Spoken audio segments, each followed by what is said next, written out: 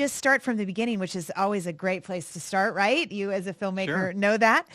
I'm wondering, growing up, did film play a role in your life growing up? Did you enjoy documentaries from a young age? Good question. I don't think I watched too many documentaries when I grew up. It was more Hollywood classic Mm. cinema, the kinds of series that we didn't have too much. It was just like 3 or 4 channels at the beginning when I was growing up, and then private television started in Germany, so there was a different program after that. But yeah, I was always a lover of films and yeah, Did you watching grow up cinema. in East Germany or West Germany? West Germany. West Germany. Ah, okay. So there weren't. When did private television come in? Just out of curiosity. 87, Oh, okay. 88 maybe? Right when cable Yeah. started coming in here, I Yes, guess. Yeah. yes, yes, yes. So, Mark, what was the beginning of your vegan journey? Did you start out as a vegetarian? Yes, I was a vegetarian for 4 years, and then I watched a documentary called Baraka, which has a scene where there's male chicks being debeaked and then sorted, and I didn't know much about that at the time when I saw it, and back then when I saw the film there was no internet, so it was a bit difficult to find out more about that. But then I did some research, and eventually I turned vegan. Yeah, a lot of people don't Wow, know. yeah. They think that, well, I'm just eating eggs, so there's no death involved. We know there's suffering, but they don't even know there's death. But actually, with the egg industry comes the killing of male chicks because if they're not needed, they don't lay eggs. If they're not needed, so they're just crushed they're thrown into a crusher and Alive. alive. And you were just talking about debeaking. I suddenly went to killing. Hold Right. on. No, no, It's just the, more of the the revealing of the documentary had truth, both. but Had both. The Okay. documentary had both, yeah, debeaking and then the sorting. Yeah. so Okay. explain the Yeah. debeaking process for those that aren't have any idea what you just said. Yeah, so debeaking is meant for the egg-laying hens so that don't peck each other. So they use a little heat device and they basically burn their beaks, and then that's at a very young age and without any how do you call that? Anesthesia. Anesthesia here. Yeah. Yeah, Yeah. And what we need to say is that hens don't go around necessarily pecking at other hens. Right. It's only because it's so crowded where they're kept in these factory farms that this debeaking needs to happen. Same idea as why there's so many fights in prisons for humans. I mean, Yeah. you go insane in Crowding. that little tiny place that you're in for your entire, yeah. So you were vegetarian for 4 years? yes. And tell us about, was that difficult in Germany at the time? And when was this? I went vegetarian when I was 17, so at the time it was pretty easy because my mom was still cooking for me, so I didn't have to take care of getting into that. But then when I went vegan, she was like, "No, that's it. You have to make your own meals." And then eventually I got exposed to a lot of different foods, which was great because I had to cook for myself and learn to make all these dishes, and there was this whole different world of foods that I had no idea was there because I was just limited to my few vegan dishes that I was known or I used to have on my table every day. But yeah, it was and when I went vegan, it was 20 years ago, so it was a bit more difficult than today. There was that many products around, and there were hardly any restaurants where you could eat out. So, yeah, but it's Well, you so came a much long more way easy now. because you've written a cookbook, so you did your mom proud. But what is straight edge? I don't really even, yeah, the definition and how does it play a role in your life?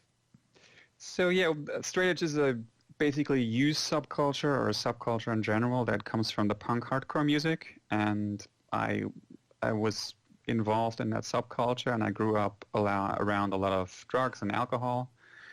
So I saw a lot of my friends have problems drinking too much, and when I used to go out on the weekends was always getting very drunk. So when I got into the music, I found these people who were enjoying themselves without any drugs, and that was really something else. And then I said, well, I don't actually need alcohol or drugs in my life, and then that was 20 years ago. So that is the straight edge movement, and it right is not partaking of drugs and alcohol, but sex, promiscuous sex. It's also known for what I read was promiscuous sex. I think that's probably a judgment call, but it doesn't disallow sex, so there's no celibacy, right? No, just from the promiscuity part of it. It basically originates from this band called Minor Threat, and they have this song where they talk about respecting women, so not just having one partner after the other just for, fun. The sex part of it and the fun part of it, where there's no substance in it, basically.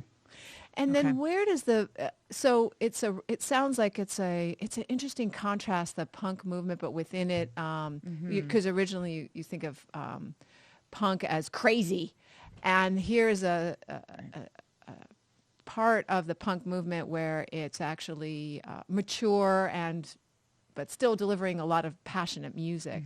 Where does the veganism come in? Because that's also an area of straight edge.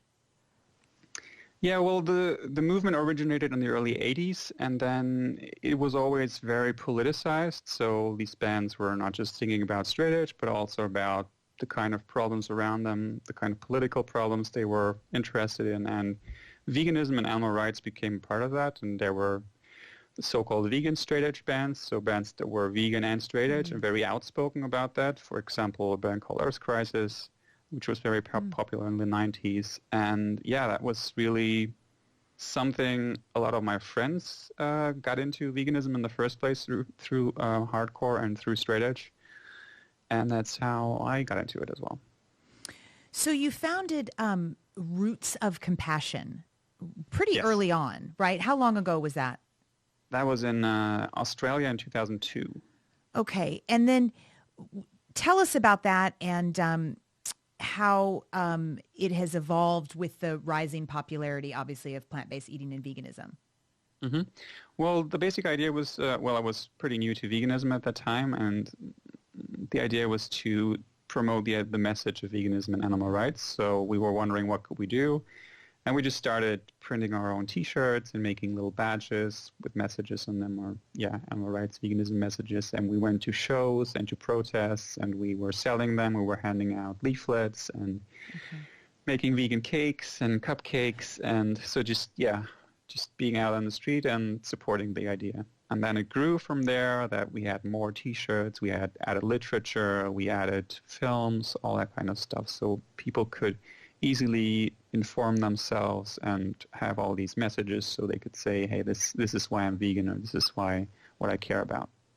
Yeah, it's a really terrific site. You sell a lot of things on it, and but it looked like it was European. Are we from the United States able to buy from there? No, it's international. You can order from anywhere. Oh, you can. Okay, great. Yeah. So you're a sociology major, and so in you communicate about how you inspire, your films trying to inspire viewers to go vegan. What do you use in your sociology knowledge to inspire people? What are the tactics that you feel are important? Behavior change specifically. Yeah, in terms of behavior. Difficult question. Well, it seems like your movies. So thank you so much for tuning in today. If we helped you in any way, then click the subscribe button and let's keep hanging out together. We have so much more to share with you. And if you need more information on actually making the switch for good, please visit us at switchforgood.org for loads of info. And you can subscribe to our mailing list where you will receive all sorts of super cool gifts, discount codes to our very fave dairy-free products, and a lifetime of powerful health tips. So join us on the journey to switch for good. This is the future.